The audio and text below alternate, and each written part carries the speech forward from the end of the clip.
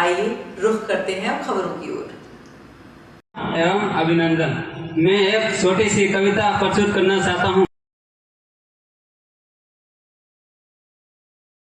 अक्सर अक्सर पढ़ लेना, मगर सोरी कभी सो जाए, आदिवासी महापुरुषों को पढ़ लेना।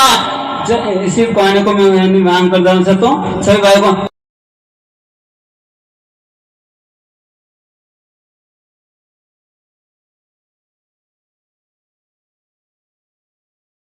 नमस्कार। इस समय हम राजस्थान के जोधपुर में मौजूद है, जहां दशहरा मैदान में विश्व आदिवासी दिवस मनाया जा रहा है।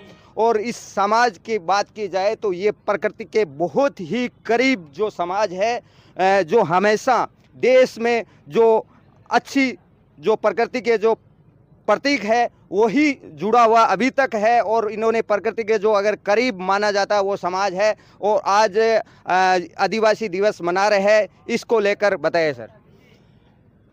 विश्व आदिवासी दिवस ये आदिवासियों को संरक्षण और बचाने की मतलब विश्व में, पूरे विश्व में सभी समाज के लोगों में बढ़ोतरी हुई, लेकिन आदिवासी समाज घटा। तो यूएनओ में बैठक रखी गई कि मतलब पृथ्वी और पर्यावरण को कैसे बचाया जाए।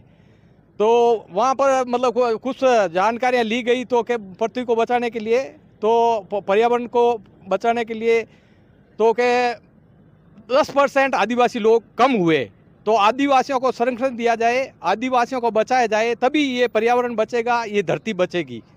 तो उसी के उपलक्ष्य में आदिवासियों को संरक्षण देने प्लस आदिवासियों को बचाने के लिए ये 9 अगस्त विश्व आदिवासी दिवस की घोषणा हुई। और आज ये पूरी दुनिया के सभी देशों में, लगभग 210 देशों में ये विश्व आदिवासी दिवस जो 9 अगस्त को मनाया जाता है, मतलब उसकी शुरुआत हुई और ये मना रहे हैं। तो ये पर्यावरण व पृथ्वी को बचाने के, धरती को बचाने के लिए ये मतलब समाज मतलब जागरूक मतलब होगा और ये पर्यावरण को और धरती को बचाएगा। तो सबकी यही मतलब है, आदिवासी बचेगा तो सब कुछ पर्यावरण और पृथ्वी बचेगी। तो आपने इनसे जाना कि ये जागरूकता को लेकर जो विश्व आदिवासी दिवस जो मना रहे हैं, समाज के अंदर जागरूकता जाए और इनको जो भी है समाज में, जैसे युग बदल रहा है तो ये वैसे ही अपने आदिवासी जो जीवन है वो प्रकृति के करीब रह के लोगों की जो दिनचर्या है उसमें अपनी ये दिनचर्या करते हैं। लेकिन ये समाज चाह रहे हैं कि हम प्रकृति के करीब होते हुए हमारे जो युवा साथी है उस समाज में भी आगे आए, उस तरीके से ये कार्य कर रहे हैं। और आज जो पर्यावरण में जो संकट आया है वो इनका कहना है कि जो आदिवासी जो समाज है उनको संरक्षण दिया जाए, उनको मजबूत किया जाए, उसी को लेकर ये जो प्रयत्न और आपका आयोजन है, ये किस तरीके का जागरूक रैली निकाल के कैसे कहाँ से कहाँ तक क्या प्रोग्राम होगा?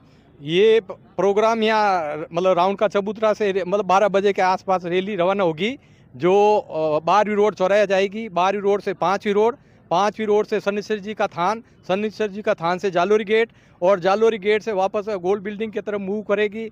गोल्ड बिल्डिंग से सरदारपुरा सी रोड होते हुए जलजोग चौराया, और जलजोग चौराहे से ये वापस इसी स्थान पर आकर आम सभा में परिवर्तित होगी। तो आप तख्तियों के साथ किस तरीके का समाज में संदेश देना चाह रहे हैं और आप किस तरीके से अपील करना चाह रहे हैं, आपको सरकार के किस तरीके से मांगे हैं उनको लेकर बताएं। ये संस्कृति, सभ्यता और शिक्षा से प्रेरित हमारे पोस्टर होंगे, और मतलब पर्यावरण को बचाने का पोस्टर होगा, शिक्षा से संबंधित और नशा प्रवृत्ति रोकने मतलब ऐसे पोस्टर। और जय जोहार का नारा है, भारत देश हमारा है, एक तीर एक कमान, आदिवासी एक समान, ऐसे नारे लिखे हुए होंगे।